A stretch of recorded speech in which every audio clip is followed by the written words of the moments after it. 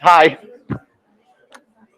Great stuff. So we're going to kick off with my session. So obviously we just had Mark, and Mark is obviously a clear expert in this area. But I also do a lot with financial statements and Power BI. So I'm a chartered accountant by background, and also with large-scale data models. So if you work in the billions of rows of models, those are things that kind of get me excited and I like working with. I run a website called starschema.co.uk. So if you want to follow along with this session, you can actually go to starschema.co.uk. And there is an interactive report called P&L Fundamentals. And this is what's known as Power BI embedded. So it's an embedded Power BI within the website. And you can actually click through this report and you can follow along and use this report as we go through. And I'm going to talk through this report and I'm going to talk through how we build it. Can't cover it all today in the half an hour I've got, right? Despite lots of things you might hear, actually building financial statements in Power BI is very difficult, okay? The good thing is there's lots of resources out there to help you, and I wouldn't advise you to try and solve all these challenges yourself. So just leverage the work that other people have done. You might be able to solve specific problems, but it's trying to solve all of the problems at the same time that's the difficult thing, okay? So yeah, don't be fooled. This is not easy, but there are step-by-step guides on how to do this. And there's a course on my website as well, which will give you a full overview. It's a free course. There's no charge, and it never will be charged. Okay, so I'm going to cover sort of the basics of building that report, and I'm going to start off by covering some of the various different challenges. Okay, so here's the report, and here's the report that you can follow through online. And I'm going to cover sort of 10 key observations, which are challenges that you're going to find when you work with Power BI and financial reporting. So the first thing that you're going to find is actually doing subtotals is really difficult within Power BI. There isn't a standard way of doing it or doing bespoke subtotals that you need. So you need to model your data very carefully and to enable you to do this, right? So we've got a specific subtotal here called total gross revenue. We've got lots of subtotals like net invoice revenue, net revenue, etc. And this is all based off of a real example, did large global company, okay? So this isn't like just theory, this is what you can actually do. The second thing is notice that we've got different types of calculation in here. So as well as subtotals, we've got percentages. So again, those of you who are familiar with Power BI will recognize that this is difficult to do. Probably the most common metric that we get asked, which is a kind of a bespoke calculation which you need to bring in, is something called EPS, so earnings per share. So this is something that most large corporations will ask you to bake into any P&L statement of comprehensive income solution. And actually, you'll probably have multiple EPS calculations in there as well. So you'll have things like core EPS and stuff like that. As you recognize, that's not just a financial metric. So you also need to understand the number of shares in there as well. So there's other data being brought in. Quite often, you'll also have call-out numbers in there as well. So below your line of profit after tax, earnings per share, you'll have specific numbers that the business wants to call out. I'm just highlighting one here, full-time equivalent. FTE is quite a common FTE percentage. And as you'll know, FTE doesn't appear anywhere else on the P&L here. So we've got a labor number, but that includes both contractors and FTEs. So you need to have call-out numbers in there as well. And again, it's another challenge that you're going to come across when building out these solutions. The big challenge is around formatting. So here we've got things formatted as percentages. We've got things formatted as absolute numbers. And you can also flip between them. So you can choose to look at thousands. You can look at millions. And if you're looking at the solution, what you can do is you can just click on and you can see you can switch between the different thousands and millions. And we do that using something called using calculation groups, it's format string calculation groups in order to do that. The sixth big challenge we have is signage. Now, not every firm deals with this the same way, but I would say 80% of the firms that we deal with don't want their numbers displayed as negatives when they're subtracting to get to profit after tax. So here we have an example where we have profit before tax, less tax gets us to our profit after tax, but obviously the tax there is shown as a positive number, right? And that's how most accountants want it displayed. Some of them will want it in brackets, but most of the time that's how they want it. And you want to be able to control this within your report as well. Can also be quite picky about spaces and adding in spaces and lines into your report. Again, you need a way of handling this within your solution. Hierarchy looks simple at first in how we lay things out. Note, however, you can have multiple layers of hierarchy, and that hierarchy is what we call a ragged hierarchy. So you need to decide when you're going to show a number and when you're not. What we mean by ragged hierarchy is we'd have something like cost of sales. That would be at a level 1 of the hierarchy.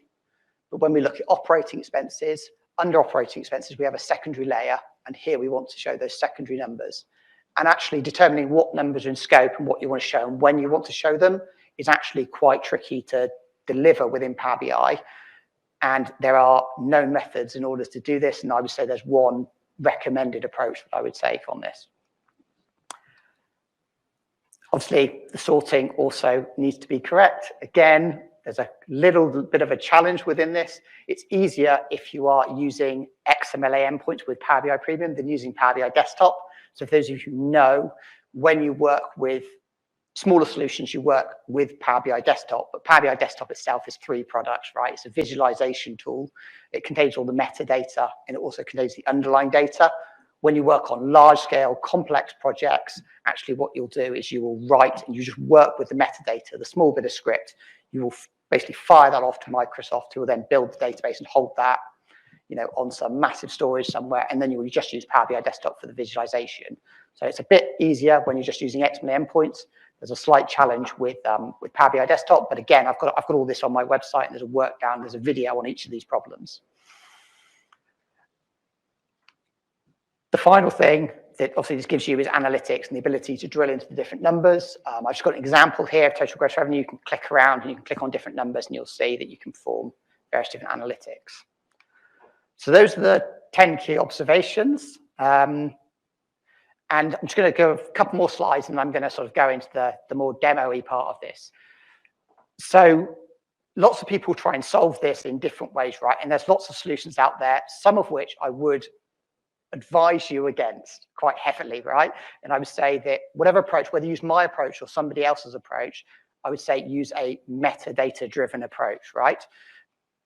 Now, the 3 kind of main approaches, if you stick this in Google, you look on YouTube, that'll be out there, you'll see are a DAX-heavy solution, where you solve each of these problems with an individual piece of DAX. So who in the room, just out of interest, has run into problems with DAX, right? Or find that it's really easy, right? DAX is really complicated.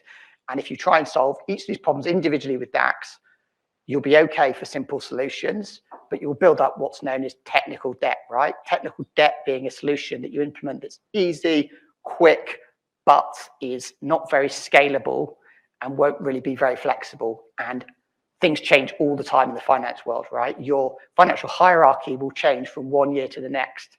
Your accounting standards will change one year to the next. If you try and build a fixed solution in DAX, you will run into problems really quickly, I guarantee you. Yes, so not advised in my book, but I'm willing to be challenged on that, either in the comments or in the room. The other approach is custom visuals, and there is definitely some merit in this, right? It's a lot easier to do. The custom visuals can give you a lot of formatting options. The big limitation of it is that the logic is then contained within your custom visual. Now, a lot of firms don't want to have their logic itself contained within their custom visual. They'd rather contain it themselves. So the third approach, which is the way I would recommend, is to have what is known as a metadata-driven approach, okay? So your data is controlled by the inputs into your model, and then it will recalculate. So if you want to put in a different hierarchy, you control it all through your inputs. Your DAX, your visuals, everything stays the same. You control it purely through the through the inputs. And that will give you a more flexible, scalable solution that will also be more maintainable in the long run. It is more complex to do initially, but trust me, the pain you have initially will be a lot less than if you try and do it down the road. The other thing to say is, I know we're in the Microsoft Reactor here. There are limitations with the inbox Microsoft visuals, which is why we have custom visuals out there. So quite a lot of the time you will operate a metadata approach with a custom visual on top of it, okay? So it's not one or either, but I would say generally I wouldn't advise going down controlling it all through the custom visual, control it through a metadata approach. Okay, so that's the slides done with. Actually, no, I've got one more. You've already seen this already. So this is PowerPoint inbuilt with a report. And that's not that. So this is the Power BI baked within PowerPoint, so you can click switching between thousands and millions on the report, and you can look at the different layouts as well. So Power BI baked in. Obviously, the advantage of this is if I want to type in commentary and I want to add in things, I can do that on top. As has already mentioned, this is a preview feature, okay? There are bugs with it, there are issues with it, that's why it's preview. Give Microsoft a bit of time and they will iron out those problems and it'll become available. But the integration is a really, really key point. Okay, how am I doing for time? Okay, let's jump in and have a look at a couple of the key challenges with the metadata approach. So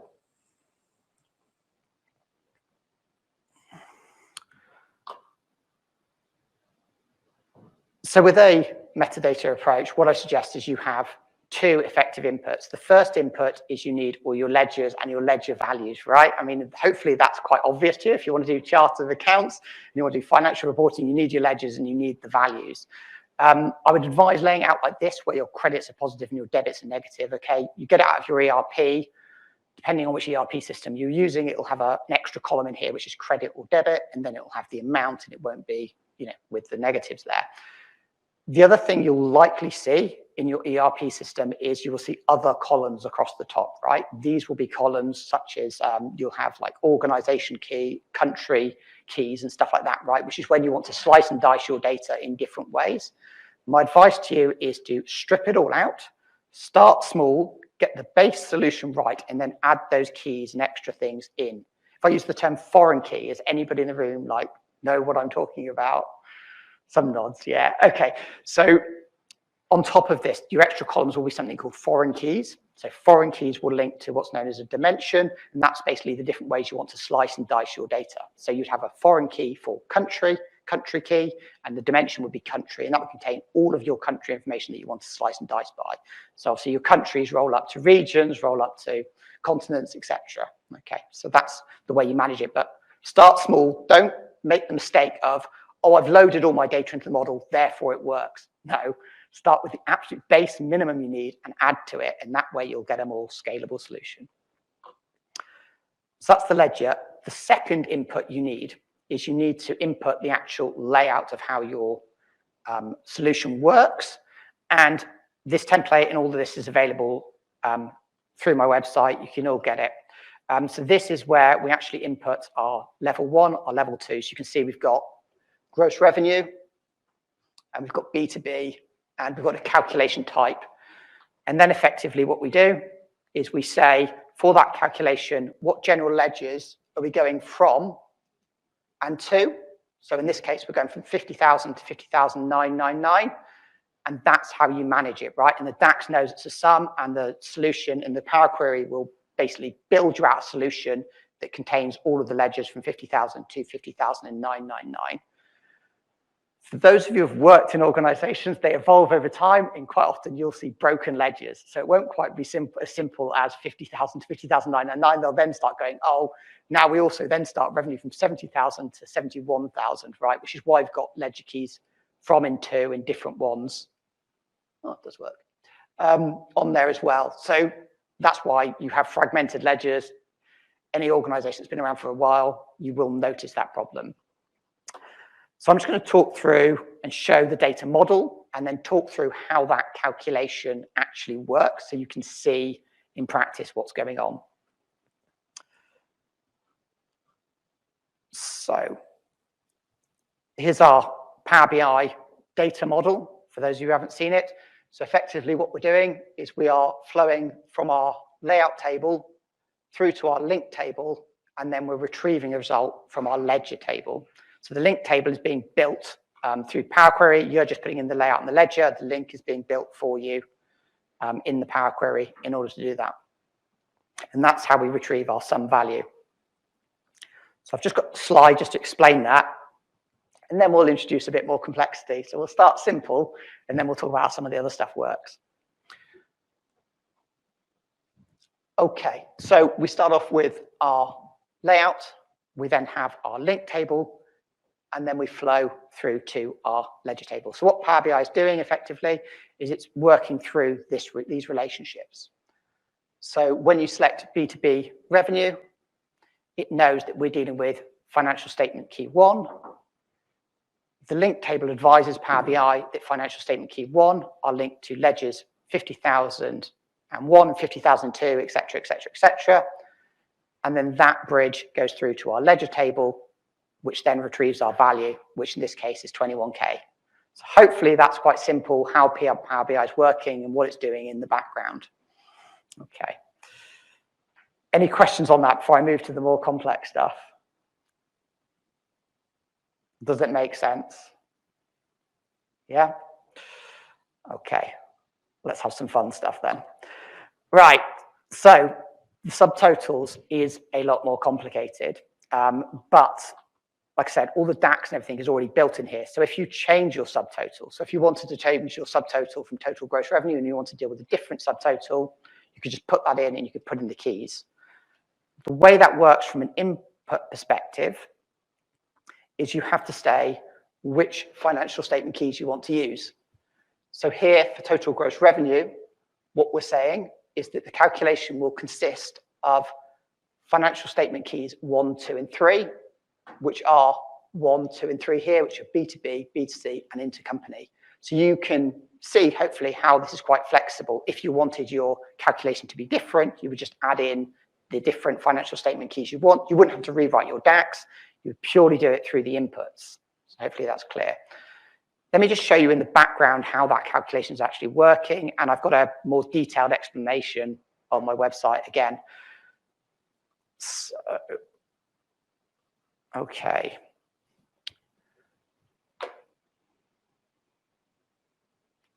Right. So we can no longer go from layout to link to ledger. In fact, we could do, but I would strongly advise against it for best practice. That's because our total gross revenue now would be duplicating the keys that existed from B2B, B2C, and intercompany. For those of you who know, that creates the many-to-many relationship because you've got many records of the financial statement key on the side of the layout and of the link. And without getting really complex into data modeling, you don't want many-to-many relationships. There is one case. Zoom. So here we can see a many, here we can see a one. You don't want many-to-many relationships model. There is an exception, and that's if you're using something called factless fact tables. Okay, it's a complex area of modeling. Read Adamson, read Kimball, dive into it. But I wouldn't advise it in this scenario. There are people who would advise it, and they're right to an extent. I would argue you don't want to do that. So what we're going to do instead with our DAX is we're going to go from our layout table, this relationship to our link table, we're going to break that with our DAX, using a DAX. Instead, we're going to use this calculation logic to pass through a virtual relationship into our link and into our ledger to retrieve our value. And this then will scale, right? With your financial statements, you might scale into billions of rows of data. This calculation will scale and it will still operate reasonably performance. But obviously, you can do things like aggregations and all sorts of other smart things in order to get around the problem. So if I just go to the breakdown for the calculation and zoom in, and you'll see that we've got our actual sum and we've got our subtotal here working. So we've got our sum, then we've got our subtotal. And I'm going to quickly show you how that actually works in reality. So we start off with our total gross revenue, which we know is financial statement key 5. We have our link to our subtotal, which contains all of the general ledgers which are related to those financial statement keys. So we've got our B2B ones, our B2C, and our intercompany. We pass this virtual relationship between the calculation logic and the link table, and that then passes through to our value. So we flow from financial statement key 5 all the way through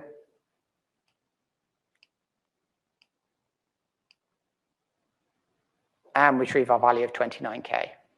Okay, so this is generally how I advise handling subtotals, okay? And there are other methods, like I say, but it's not about having a solution for each individual component. It's for having a solution for all the components at the same time. That's the difficult part, okay?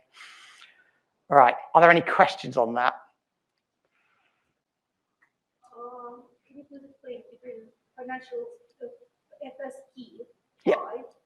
and in another table, all of a sudden, the same attributed to 1 and 2, etc.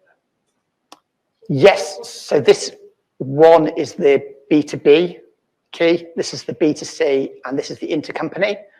And this contains all of the ledgers that exist within that. Again, this table is produced through Power Query, and it does it automatically for you. If you put the input template in, it will build this template out for you, and you can just grab it. So yes, these keys, 1 is related to B2B, 2 is B2C, and 3 is intercompany. But the 3 of them are needed together in order to get to your total gross revenue. If that makes sense. Hopefully. Yeah, I'm happy to take more questions on it. Okay, how am I doing for time? Have I got? Yeah, about 10 minutes, perfect. Okay, right, let's quickly have a look at the DAX, and then I might brave looking at the percentages as well.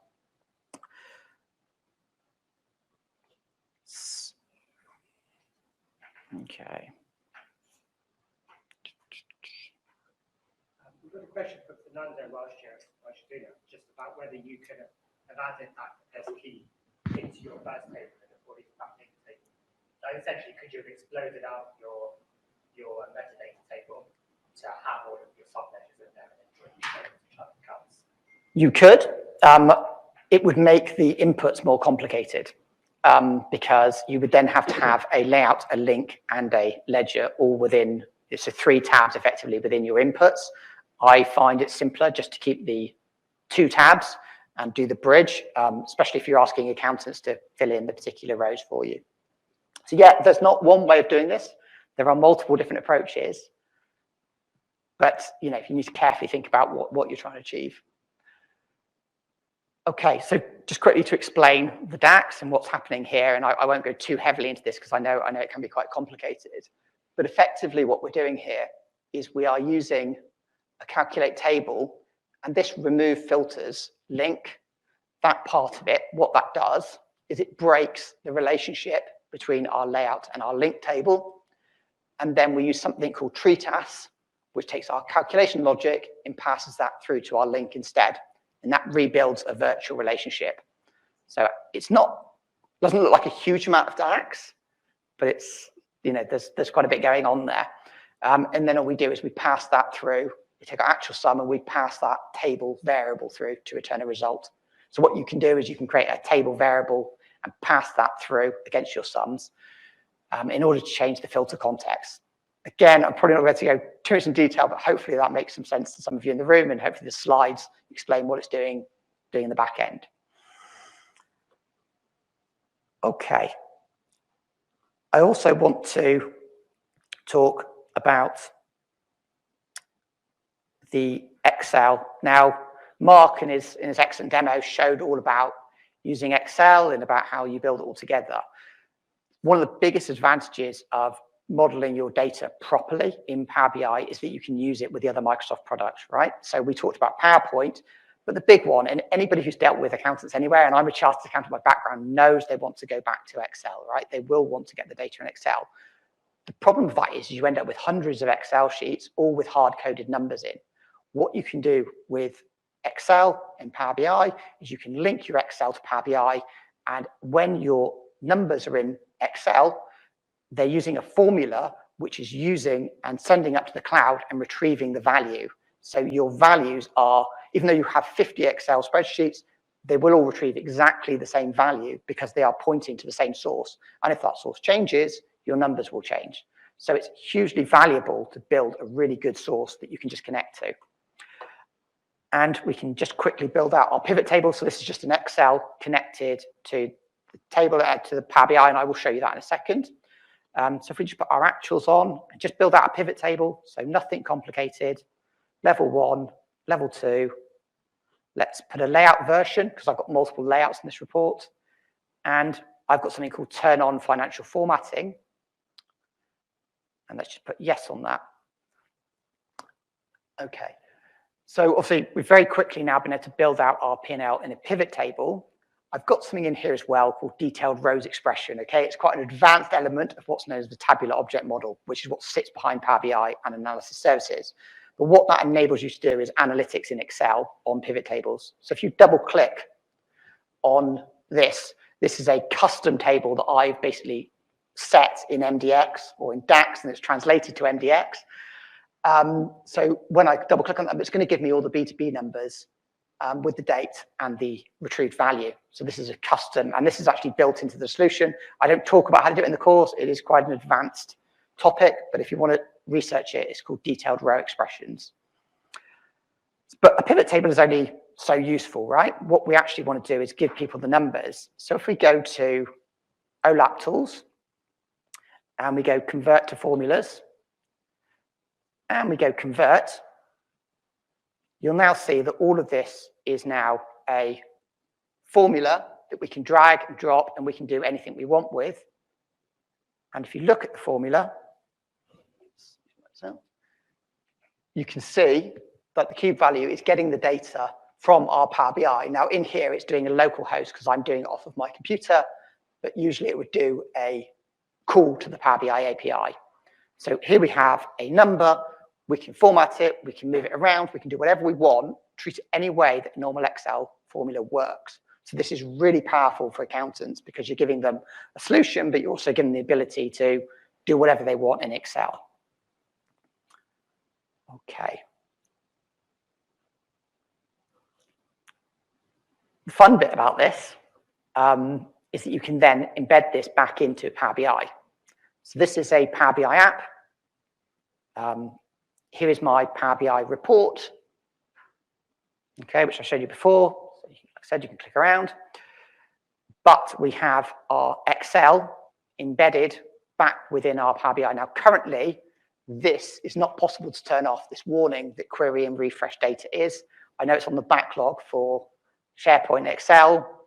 I would always urge you to, if you've got leverage with your Microsoft reps within your company, speak to them and say, bump it up the priority list, because I'd like you to be able to change this setting so that it didn't pop up.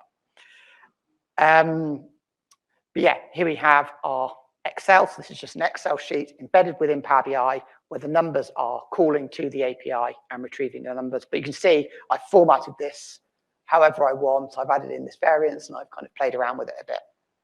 Really powerful. Okay, how long have I got? Okay, so the last bit, and then I'll take questions. I can cover some other stuff as well if you want me to. Mark talked about scenario planning. So here's an example of where you can embed your Excel within Power BI, and you can create different scenarios that you can check that users can just use. So this is embedded. Users can go on and they can select the comparison they want to do. So if I want to compare December, so if I want to say all of Q4, for example, this will now update to Q4, and let's compare Q4 to Q3. There we are. We're now comparing Q4 versus Q3, the variance. All these numbers are in Excel, but they're grabbing the data from our Power BI data set. Okay. So hopefully I've kind of covered kind of the basics. I can't go into the full details about full modeling, but like I said, I've got a course, free course on my website, which I released a couple of days ago, which will talk you through step by step in videos about how all these different elements work. And you can also download all the various different resource templates and all that various stuff. But the key takeaway really is, I would say, try and use a metadata approach, right? Don't get tricked into thinking you can do it all with DAX individually. Even if you don't take my approach, there's other people out there. There's some person called Bob Duffy in the community, who some of you might have heard of. He's got a really good metadata approach as well. So advise you to go down that road. And obviously the whole solution needs to be, you'll need to think about integration with Excel. You need to think about integration with PowerPoint, and you'll need to think about how you model the overall solution. Yeah. So that's me finished. I can obviously cover some other things, but are there any questions in the room? And then I'll defer to questions online. Got any questions for Chris? Has anyone tried the analyze in Excel and cube formula approach before? So actually having a Power BI data model and then having it consuming it in Excel. So the approach that Chris was showing there about analyzing Excel. So it's basically you have a thin Excel file, right? So you can still have your data, like your logic or some logic or layouts, and present your data in Excel, but your actual data and the logic is set to the Power BI service in the cloud. So all of that data is centralized logic. Exactly.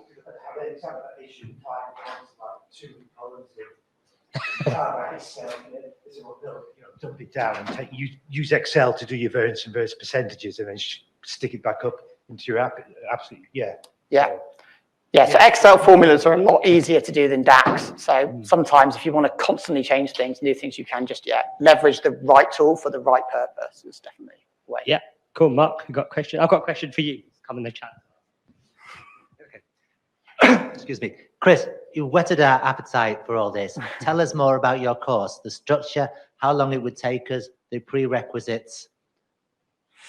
Yeah, thank you, Mark. So my course is available, like I said, through my website. It's free. There's also a mobile app, and you can do it on your mobile as you go, so it's a bit easier to take on. There's 30 steps. Like I said, I released it a couple of days ago. We've got about 600 people doing it now, which is pretty reasonable. So it'll take you probably a couple of hours to step through it, maybe a bit longer to understand it. But it's got in there the solution. It's got linked to external resources. It's got an overview of everything you need to do within Power BI. You can obviously just use the accelerator resources and use your inputs, but it's probably a bit of a good idea to understand what's actually going on behind the scenes. I would say the stuff that's particularly complex that you'll probably want to zone in on is how you determine the hierarchy levels. That's a 10-minute video, so that is the longest video on the course. It's a complicated element, so I've taken longer, so apologies. I've tried to keep it short and sweet so people can just do sort of 3 or 4 minutes at a time and learn the individual elements. It's all there online, starschema.co.uk. You can play around with the Power BI report itself as well before you even start the course, just to have a feel for it and check that you're comfortable with how it works.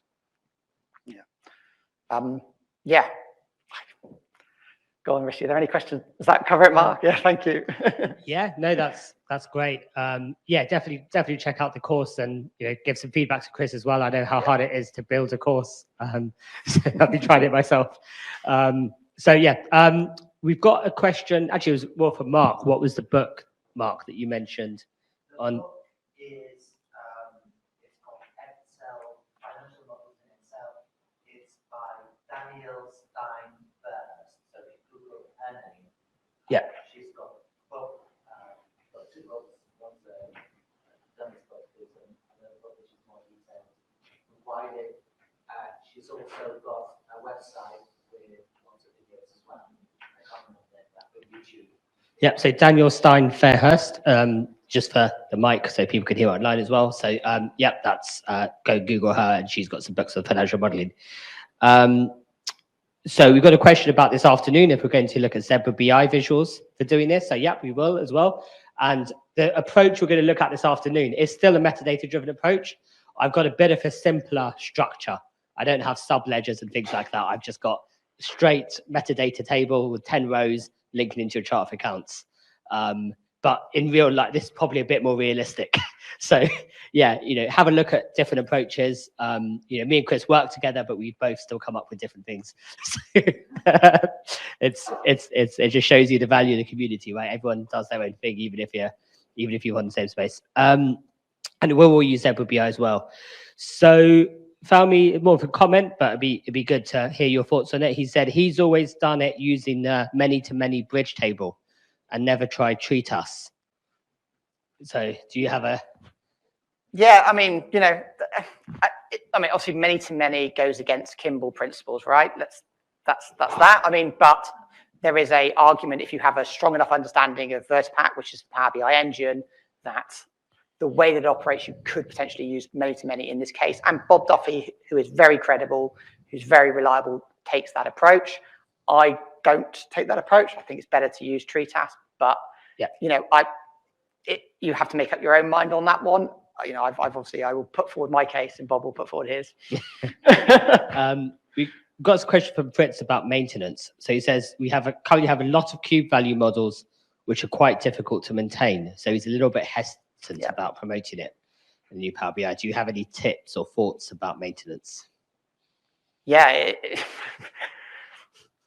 Yeah. I mean, build good models, basically. If you don't do your data modeling properly and you take shortcuts, you want to do things quickly, people take shortcuts. You want to do things quickly, properly, focus on quality, because if you take shortcuts, it really does cost you in the long run. Technical debt is a real thing. People just throw all the data in. Oh, I can quickly build a model because I've just thrown all the data in. But then you don't understand it, you can't maintain it, you've no idea what you're really doing. So when there's always pressure to deliver fast, you need to really focus on quality, use the best practices, use the JSON file for the best practice analyzer. You will get a better solution, and your technical debt and your long-term maintenance will be a lot lower. The temptation is to do things quickly. It's easy to do Power BI quickly. Power BI is built on the thing of, we can do visualizations in 5 minutes from data. Yes, you can, but should you? Absolutely not. Yeah. Do it properly. Yeah, absolutely. Yeah. And so once you've got the data model right, if people want to build their own reports and do things in Excel, or, build a report with a pie chart in it, kind of let them, if you've got your data right, that's the most important thing, your data model right and your logic. Can I just cover 2 more things just really quickly? Yep, sure. Obviously, in here, we've got multiple layouts for your P&L as well. That's something that's quite critical as well, to have multiple different layouts, because different audiences will want the same numbers but laid out slightly differently. It becomes even more important when you get onto balance sheet and cash flow and stuff like that. Yeah. So just, there's multiple layouts in here as well. Yeah, that's another advantage of metadata-driven approach. Metadata approach in multiple layouts. You can have, your 100 rows that have your layouts, but then you can just add another column to say layout 1, copy the rows for layout 2, and then tweak it, and then just put it in the slicer. So. And the other thing I wanted to quickly cover is lots of people achieve this kind of process, percentages in millions, by using the format. It is an option. There's a format DAX function. I would say formatting strings within calculation groups, more complicated to introduce, metadata driven, but far more scalable, and it works much better with Excel because the format converts everything to a text, so you lose your data types as well. So strongly advise formatting string calculation groups. A little bit more complicated to get your head around, but I've got a 5-6 minute video on explaining how it all works. Cool. We've got one last question. So how did you manage the signs on the totaling and KPIs like gross profit, net profit calculation levels in this model?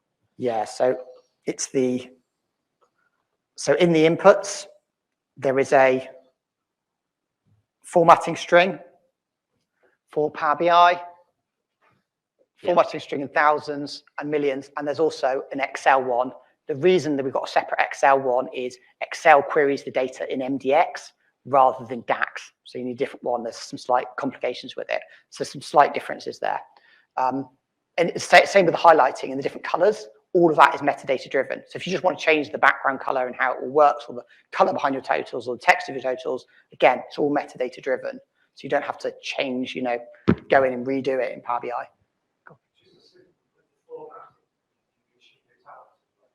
Can you achieve? No, you can't. No. Yeah, so this is why, if we go back to my slides where I showed metadata approach plus custom visuals, there are custom visuals that will do that for you. Yeah. So that's why. Obviously, we'd like Microsoft to work on the matrix visual and make some further improvements on that. And they're always working on those visuals. And hopefully we'll see some stuff in the future. But currently, they don't allow it. They don't allow double underlining either. So there's certain things that accountants want that aren't there. The workaround of custom visuals and the Excel. Yeah, so just to repeat the question, it was just whether you can do italics as a kind of metadata in terms of the format, but yeah. Okay, great. I think that's it. I think we're done. Questions? Anyone in the room? Yeah, in the session this afternoon, we'll look at some of these things. As I've put some stuff a little bit simpler. Some of my DAX is a little bit more complicated. I'm not going to go into all of it today anyway as well, but it's a few different approaches.